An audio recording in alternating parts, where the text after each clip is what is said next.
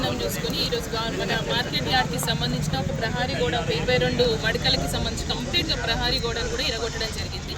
ఇది ఎవరి స్వార్థం కోసమో వ్యక్తిగతంగా చేసిన పనో ఈరోజు ఆల్రెడీ కేసు కూడా నమోదు చేయడానికి పోతున్నారు సెక్రటరీ గారు. ఆయనకి అడిగితే ఆయన కూడా ఎలాంటి ఇన్ఫర్మేషన్ లేదు, ప్రభుత్వం నుంచి ఎలాంటి తీర్మానం చేయాలని చెప్పింది. నేను కలెక్టర్ గారితో కూడా మాట్లాడాను.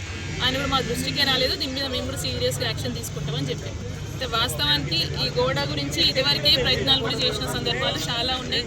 అప్పుడు మీడియాలో రాగానే కొంతమంది ఎలక్షన్ల టైంలో కావచ్చు, ఇంకో సందర్భం కాబట్టి ఆపేసిండ్రు. కానీ ఇది అనుకోకుండా 2 రోజులు హాలిడేస్ కంటిన్యూగా రాగానే ఈ పని చేసిండ్రు. బట్ ఎవరు చేసినా ఇది ఎవరికి సంబంధించిన డెఫినెట్గా 1 వీక్ ఆ 10 డేస్లో ఈ గోడ మళ్ళీ కట్టించే బాధ్యత సెక్రటరీ గారికి చెప్తున్నాను. యాక్షన్ తీసుకుంటారు ఖచ్చితంగా. దీని మీద ఒకవేళ ఎలాంటి నిర్లక్ష్యం ఇక్కడ జరిగిన స్థానికంగా ఇది ఇన్ఛార్జ్ మినిస్టర్ గారికి, అంటే మన అగ్రికల్చర్ మార్కెట్ యార్డ్కి సంబంధించిన మినిస్టర్ గారి దృష్టికి తీసుకెళ్తాము. ఈరోజే అంటూ కూడా నేను కంప్లీట్గా రిపోర్ట్ పంపించబోతున్నాను మినిస్టర్ గారికి, అలాగే డిఎం గారికి, అందరికీ రిపోర్ట్ ఇస్తాము. దీంట్లో ఎలాంటి నిర్లక్ష్యం జరగదు. ఎందుకంటే ఇది కంప్లీట్గా పబ్లిక్కి, వ్యవసాయ మార్కెట్కి సంబంధించిన వ్యక్తులకి అందరికీ సంబంధించిన ప్రాపర్టీ. ఏ గవర్నమెంట్ ఆస్తి అయినా కూడా ఒక చిన్న ఇటుక తీయాలని కూడా తీర్మానం చేయాల్సిందే అనే సంగతి ప్రతి ఒక్కరికి తెలుసు.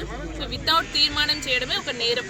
సో ఎవరైతే ఈ నేరం చేసినో డెఫినెట్గా వాళ్ళ మీద యాక్షన్ తీసుకుంటారు. అండ్ ఈ గోడను కూడా మళ్ళీ రీప్లేస్ చేసే ఖర్చు కూడా వాళ్ళే భరించే విధంగా చర్యలు తీసుకుంటామని తెలియజేస్తారు. కంప్లైంట్ ఇచ్చిండ్రట, ఇక ఆయనను బెదిరిస్తారు అని చెప్తున్నారు సెక్రటరీ కూడా. సరే ఏమున్నా ఇక్కడికి ఆగిపోతుంది, పైదాకా అయినా తీసుకెళ్ళి మళ్ళీ ఇదైతే మళ్ళీ రీబిల్డ్ చేయించే బాధ్యత మేము తీసుకుంటాం.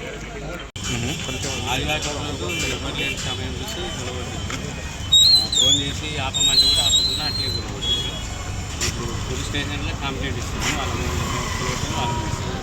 తర్వాత మా హెడ్ ఆఫీస్లో ఇన్ఫర్మేషన్ 22 మంది తీర్మానం ఏం లేదు. మళ్ళీ ఇది నోటీసులు ఇచ్చి మళ్ళీ కట్టమని నోటీసులు ఇస్తాము. కట్టకుంటే వాళ్ళపై యాక్షన్. నా పేరు పి చంద్రశేఖరయ్య. 2018లో ఈ స్థలం కొన్నాము.